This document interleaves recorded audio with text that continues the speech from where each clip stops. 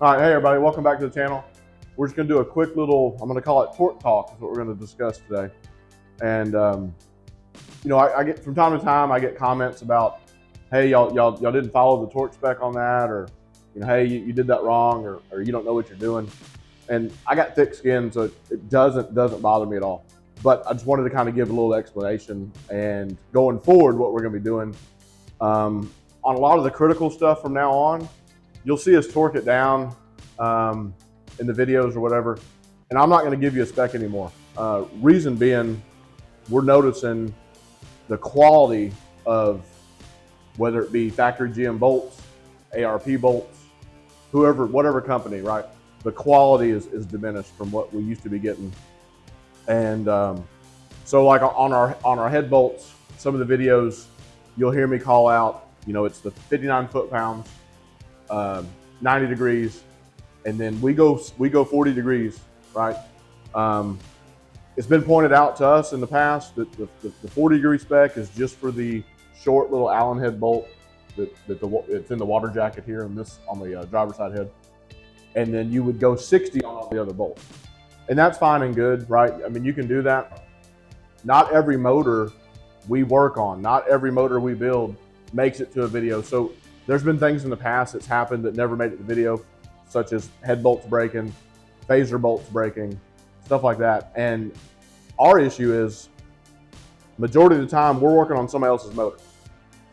And if we break something, that's on us. We have to fix it, replace it, whatever it is. And when you're dealing with an LT4 that's $20,000 and you're torquing down the head bolts per spec and the head bolt breaks, that's on us, and that's a lot of work. So over the however many years we've been doing this now, I mean, it's before the YouTube and everything else, at least 3 years. 3 years, right? Between LSs and LTs, yeah. We've developed what works for us. We've developed what works throughout and keeps us from, you know, tearing up somebody's stuff. For instance, this was, and we've broken 3 of these now. This is a brand new GM phaser bolt. Top of my head, 48 foot-pounds, 90 degrees is what it calls for. We've had 2 break, and I knew they were gonna break. Once I got the 48 foot-pounds, I started going towards the 90 degrees, right? You put a lot of torque with this thing. Once I started going with 90 degrees, I instantly knew it was gonna snap. Yeah. I could feel it. You can feel it. Yeah. You can just feel it. And you know, when you're making a video and you're trying to tell people how to do stuff or give them some tips and stuff, you want to do it right. I really, really want to do it right. But when the quality of the bolt is keeping me from following the factory spec, then I got to do what I got to do to build and to continue. And if you look at the bolt, it's hollow. Right. Yeah. So you know, there's not much meat there holding it together. I don't know if you can see through it. Yeah, it's hollow. So. And it's hollow, and they snap right at that neck where it drops down to the. It's been machined right in that area and gives it a weak point. Right. It's a stress riser for molecules. It's built inside the material that it's made out of. So, and you can see where it's a clean break. It's a clean break. So we broke 3 of these brand new factory GM bolts with the factory torque spec, and like I said, 2 of them I knew. I felt it. I was like, but I continued because I'm pretty good about following directions and following the spec and doing stuff right. So I knew I needed that 90 degrees. That's what it's called for. That's what it wants. And then, oh man, I don't know. It was probably 30 degrees after the 48 foot-pounds or 49 foot-pounds, whatever it is, snap. Then we went and got another one. You know, we have extra parts. We buy stuff, right? Boom, snapped another one. That's 2 in a row. We finally got one that worked. So once you do something like this and you break these off in a cam and you have to fish this stuff out, and luckily these came out easy, you get a little nervous. You get a little apprehensive, gun shy of doing this whole big 90 degrees on a hollow bolt, right? So going back to head bolts, when we first started doing this, we didn't really, you know, have the specs printed out, the torque specs printed out. There wasn't a whole lot out on the LTs. So now these have been out now since 2014. Right. Most of the ones we get are low mile. This one's pretty much brand new. Yeah. And they're in good shape. Some of them we get in, they're a 2014 model. Heads have been off and on and off of them several times, what have you. If you're following a factory GM torque spec, that's brand new block, brand new heads, from the factory, these blocks have been heated up, cooled down, heated up, cooled down. Things have happened multiple times. The heads may have been milled prior to us getting it. There's a lot of things that are out of our control that we don't know. Therefore, from now on, you'll see us torque some heads down.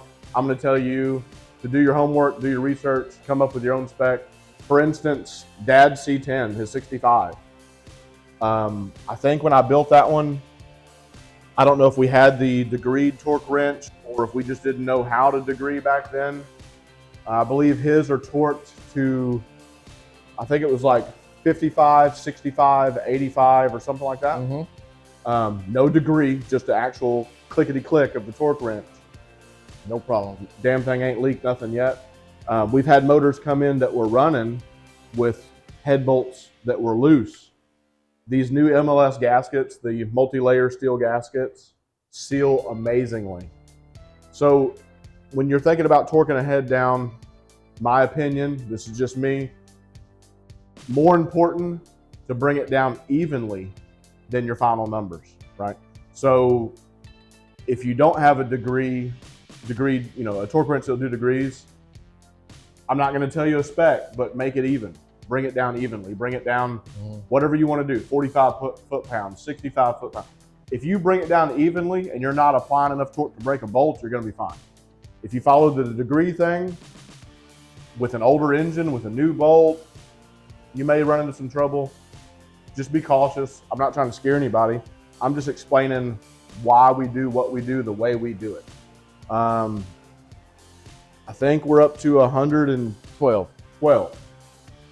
So out of that 112 engines, and when I say 112, probably 90% were LTs. We weren't really keeping count of LSs back in the day. No. And out of the 112 LTs, say, right, 20-30% have been heads cam. So quite a few have left the shop. We've torqued the heads down, we built the motor, we put the cam in. To this day, I've had one comeback cam job, and it was a part failure. Not going to name the cam company, big company, makes a lot of cams. The lobe, one of the lobes was machined, ground, whatever, off incorrectly. Spin it around by hand, perfectly fine. Fired it up with some RPM, valve and the piston decided to smack each other and broke valve off. Things happen, part failure, not on us. As far as something we've done, never had one come back yet. No. Not bragging, right? I mean, mistakes can happen. Just saying, doing what we do, as diligent as we are, we haven't had any issues. So I just wanted to kind of address going forward. I'll tell you, small stuff, valley cover, 18 foot-pounds, right? No big deal.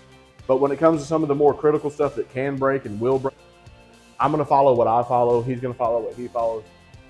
In the end, this is us. Like I said, if we break something, we have to replace, we have to fix. Right? I can't call somebody and say, hey, I broke a bolt off in your block, come pick it up. Well, they're not going to do it. I ain't gonna mention the name of the company, but some of the head bolts and stuff that we use, some of them are studs, which we really don't like, but we've installed several of those. But do not like studs, right? You can read the instructions and pay attention to the instructions on how to put the washers. There's a certain way they go on there, and there's a certain place you put the anti-seize. If you put it in the wrong place or don't put it in the right place, it can cause that bolt to snap. And that's, pay attention to that. But they have a bevel on the washer, has to go a certain way. You've got grease you apply that has to be on a certain spot. It's a graphite type lubricant. And this big company that makes hardcore racing bolts, I've snapped some of them off easier than I've snapped anything from the factory. It all depends, and like I said, quality has definitely changed. Yeah. I don't have the broken head bolts laying around, but this was a big deal for us because we knew at some point whether it was some people say, hey, can you reuse my old phaser bolt? sure, I'll reuse it. If it breaks, you told me to reuse it. In this instance, we broke 3 brand new ones. Not back to back. I broke 2, I think, in one night though. And that's when we decided we got to change something. That's when we on our end. On our end, we have to change. We have to change something. I can't just keep buying. I think these are like $45. I can't just keep buying phaser bolts brand new, following a factory spec and breaking them off. Right. And, we have several different torque wrenches. And it wasn't an issue with the torque wrench. Matter of fact, we kind of thought it was, so I went and bought another one, brand new one. Still same issue. So therefore, that's just. I don't want to make this a very long-winded video. Because in a separate video that'll be filmed here shortly, I got to tear these apart. So I got to get to work. But just wanted to kind of address that. We get a lot of comments, a lot of people, a lot of keyboard warriors. And keep in mind, like what you just said earlier, and I'll reiterate that, the specs that you're getting and stuff, and what you see on the internet, stuff like that, is factory specs. But that's done in a pristine environment where the motor is brand new. All the molecules hadn't been heated up or nothing. That motor is everything that you're touching, the threads in the block. The threads in the block, nothing. Everything has been, it's immaculate. These have been heated several times. Every time you crank it up, it gets heated. It cools back down. The molecules they move this way, they move that way. So everything has been moved around. So that could play a part in why they're breaking. Could be. There's a lot of breakages out there on the internet. Different companies, different bolts, different things. We've had the best luck with just the GM factory head bolts. I don't get as nervous or scared with those. I'm still going to follow my spec, his spec, stuff that works for us. But it's just like the environment right now. Well, it ain't got there yet, but we're going to get up to 102. Yeah. And that's why I'm sorry about the noise. We got fans running. This environment here, it even changes the potential strength of metals and your torque specs. So you got to keep all that in mind, how you want to do your stuff, and we found what works for us. Right. So, I mean, like I said, that was just to address a few comments, stuff like, I don't know what I'm doing, and, we're doing it wrong. And listen, we're following what works for us. If you got an issue with it, I'll take the constructive criticism. Like I said, it doesn't bother me. And a lot of times I'll even answer you back on why I did something a certain way. But I just thought putting this out there. We've been wanting to do this for a while. It's just we never have time. Usually it's like as soon as I get here, it's start working on something. But anyway, I don't think I have anything else to add. I think I really covered and hopefully conveyed what I wanted to. We appreciate the comments. We appreciate everybody watching. This was just to kind of explain some of the reasons why we do what we do. Thanks everybody for watching. Subscribe, like, share, ring the notification bell. Have a good one. We'll see you on the next one.